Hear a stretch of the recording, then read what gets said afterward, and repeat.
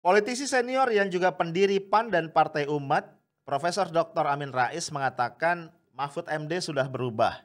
Mahfud MD beliau katakan sekarang adalah the wrong man on the wrong place. Kita memang melihat pernyataan-pernyataan Pak Mahfud kerap menimbulkan kontroversi. Belakangan Pak Mahfud mengatakan agar rakyat yang berbeda-beda agama tidak saling membenci karena perbedaan itu. Tapi mari membenci korupsi dan juga melawan ketidakadilan. Tentu saja pernyataan yang baik, namun sayangnya Pak Mahfud seperti tidak melihat situasi dan kondisi di mana ketidakadilan itu marak betul saat ini dan masyarakat mempersepsikan bahwa sumber ketidakadilan justru adalah langkah-langkah yang diambil oleh pemerintah.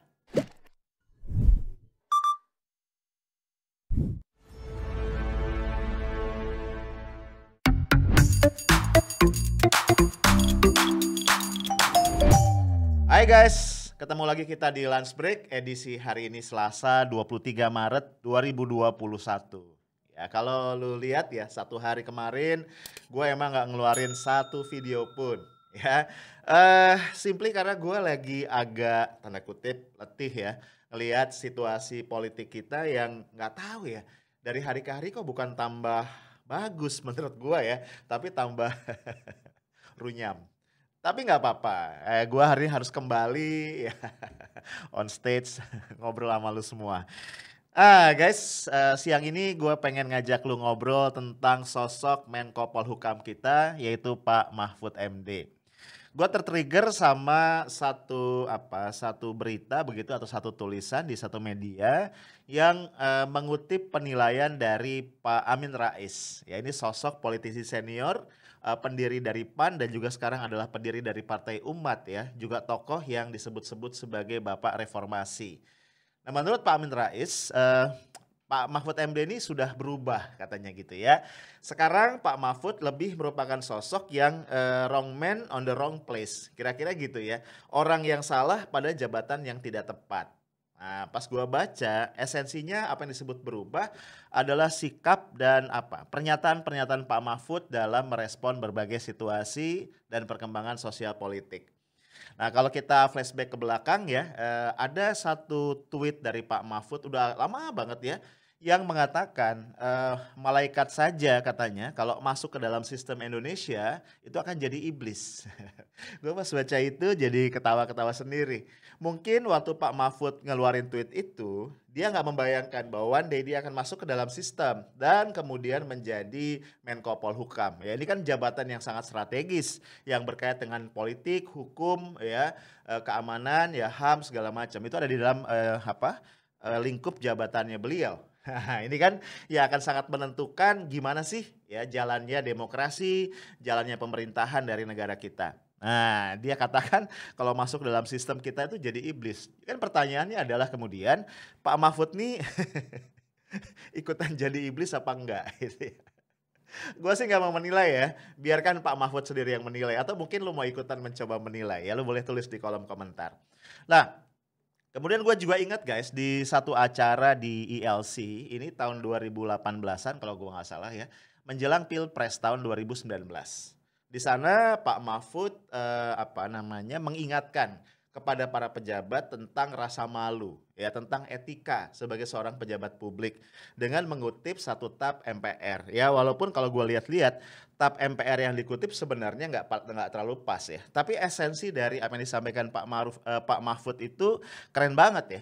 Dia bilang seorang pejabat publik ya itu mestinya nggak usah nunggu sampai dipecat.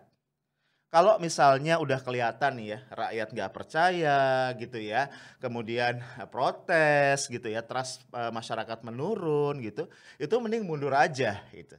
Ya, karena ini menunjukkan tadi etika sebagai seorang pejabat publik. Kata TAP MPR nomor 6 tahun 2000, seorang pemimpin kalau sudah tidak dipercaya oleh masyarakat, kebijakannya dicurigai menimbulkan kontroversi karena tingkah lakunya, enggak usah berdasar menurut hukum saya belum salah gitu. Enggak bisa begitu. Mundur kata TAP MPR ini. Mundur kalau Anda sudah tidak dipercaya oleh masyarakat. Nah, mungkin ini yang disebut oleh Pak Amin Rais adalah masa-masa di mana Pak Mahfud itu masih punya pandangan yang bagus ya, pandangan yang kritis, pandangan yang on the right track ya tentang bagaimana cara kita menjalankan negara, bagaimana cara kita berdemokrasi, bagaimana cara kita mengelola persoalan-persoalan bangsa.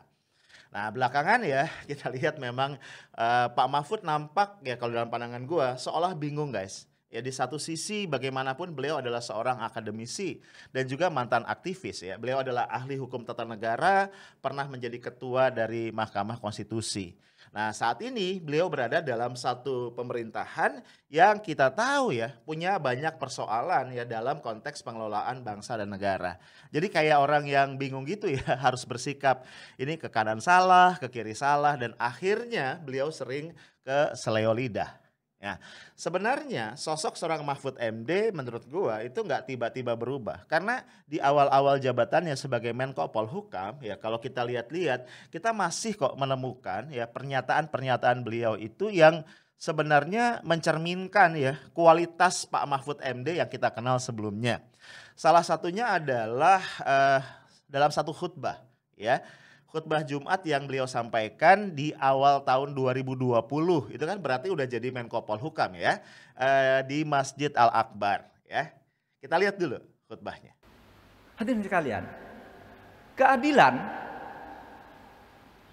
adalah fondasi tegaknya negara. Keadilan adalah fondasi tegaknya negara. Maka kalau Anda pemerintah, pejabat, rakyat berlaku tidak adil di dalam kehidupan ini, maka sebenarnya Anda sedang menghancurkan fondasi kehidupan bernegara. Negara ini bisa hancur kalau di perintah, kalau dalam pergaulan hidupnya masyarakatnya berlaku tidak adil antara satu dengan yang lain, rakyat dengan rakyat, pemerintah dengan rakyat berlaku tidak adil, atau rakyat dengan pemerintah berlaku tidak adil juga. Bisa ada. Negara kan hancur kalau hukum itu tidak ditegakkan dengan adil. Nah, di dalam khutbah itu Pak Mahfud menyoroti masalah keadilan hukum. Ya kan? Jadi intinya dia mengatakan negara itu ya akan hancur ketika hukum tidak ditegakkan, ketika keadilan itu dilanggar. Dia juga mengingatkan jangan sampai kemudian hukum itu hanya berisi pasal-pasal formal. Ya, karena kalau sekedar pasal-pasal formal itu belum tentu akan bisa memenuhi rasa keadilan atau menegakkan keadilan. Karena pasal-pasal itu bisa dicari, ya, bisa dibeli, bisa diatur sesuai dengan kepentingan pihak-pihak yang terlibat atau berperkara. Ya, bahkan Pak Mahfud mengatakan kalau kita tidak hati-hati begitu ya, semua pihak yang terlibat dalam satu sistem peradilan itu bisa dibeli. Ya hakimnya, jaksanya, pengacaranya segala macam. Nah ini kan guys mencerminkan ya keprihatinan masyarakat memang tentang situasi penegakan hukum di negara kita. Ya kalau bahasa gua mungkin ketika ngomong begitu ini ya sisa-sisa Pak Mahfud yang dulu ya. Pak Mahfud yang aktivis ya, Pak Mahfud yang seorang saintis ya, Pak Mahfud yang masih berada di sisi masyarakat sipil itu masih cukup terasa. Ya, tapi kita tahu ya, sesuai dengan apa yang dikatakan Pak Amin tadi, ya pelan tapi pasti kita melihat seorang Pak Mahfud MD yang berubah. Nah, guys, gue sempat kaget ya ketika tanggal 18 kalau gue nggak salah dalam satu forum, gue mendengar atau membaca statement Pak Mahfud di forum itu. Ya, di situ Pak Mahfud mengatakan kalau dalam konteks untuk menyelamatkan rakyat gitu ya, itu konstitusi boleh dilanggar atau konstitusi bisa dilanggar. Pak Mahfud sebenarnya mengaitkan dengan satu doktrin begitu ya dalam ilmu konstitusi menurut beliau seperti itu, yaitu salus populi suprema lex. Keselamatan rakyat adalah hukum yang tertinggi. Nah, lu tahu kan statement Pak Mahfud itu kemudian langsung aja tuh memicu banyak kontroversi. Ya, walaupun juga Pak Mahfud lalu memberikan keterangan ya dalam satu wawancara dengan televisi ya secara daring. Beliau intinya mengatakan orang-orang yang kaget dengan statement beliau ini berarti nggak belajar nih ya atau nggak mengerti mengenai ilmu konstitusi gitu ya. Lalu beliau memberikan beberapa contoh yang menurut gua cukup logik sih ya. Dia memberikan contoh misalnya dekret Presiden Soekarno ya 5 Juli tahun 59. Ketika itu kan kita tahu ada polemik di Konstituante sehingga kemudian Konstituante tidak kunjung berhasil merumuskan undang-undang dasar yang baru. ya karena perbedaan-perbedaan pendapat yang ada sehingga dianggap kondisinya genting dan kemudian Presiden Soekarno mengeluarkan dekret untuk kembali ke Undang-Undang Dasar 1945. Menurut Pak Mahfud itu contoh pelanggaran konstitusi yang itu kemudian diterima oleh rakyat dan karena dilakukan tadi dengan alasan untuk menyelamatkan rakyat. Dan Pak Mahfud memberikan sejumlah contoh yang lain. Cuma poin gue sebenarnya begini ya. Ekspektasi gue adalah sosok seperti Pak Mahfud adalah sosok yang harusnya sangat bijak dalam melihat situasi. Mungkin statement tadi nggak terlalu salah ya atau nggak salah lah. Kalau kita lihat sebagai sebuah statement yang netral out of context. Tapi ketika ditempatkan dalam konteks situasi kita hari ini ya di mana masyarakat memiliki keprihatinan yang mendalam mengenai penegakan hukum, kemudian ada statement bahwa ya konstitusi boleh dilanggar ketika pemerintah ingin atau konteksnya menyelamatkan rakyat, ini sangat-sangat berbahaya dan pasti menimbulkan polemik gitu ya. Karena masyarakat merasa ya bahwa penguasa atau orang-orang yang dekat dengan kekuasaan itu dengan seenaknya menginjak-injak hukum. Nah, kalau kemudian ada lagi dikasih payung nih ya, bahwa nggak apa-apa melanggar konstitusi selama tujuannya menyelamatkan rakyat, ini kan kemudian orang bisa tambah buyar ya. Lu bayangin ya, kalau konstitusi aja boleh dilanggar, apalagi kemudian perangkat-perangkat hukum atau produk-produk hukum yang ada di bawahnya. Jadi menurut gua ada satu yang hilang dari seorang Mahfud MD adalah wisdom. Wisdom. Ya, padahal yang kita harapkan dari sosok sesenior beliau bukan sekedar knowledge ya. Karena kalau knowledge aja menurut gua ahli-ahli hukum yang jauh lebih muda itu punya dan bisa jadi lebih canggih karena knowledge-nya lebih baru gitu loh bro. Yang kita harapkan dari orang seusia Pak Mahfud itu adalah wisdom dan itu yang dia nggak punya menurut gua ya. Nah kemudian satu hari berselang ya tanggal 19 Maret hari Jumat ya. Gua baca lagi nih di CNN Indonesia ada satu lagi statement Pak Mahfud yang ini rupanya bersumber dari keterangan tertulis beliau. Nggak dijelasin sih konteksnya apa ya. Dalam statement itu Pak Mahfud intinya menghimbau lah ya kepada masyarakat karena kita ini adalah masyarakat yang bineka. Dihimbau agar orang tidak saling membenci ya orang saling memusuhi karena perbedaan agama.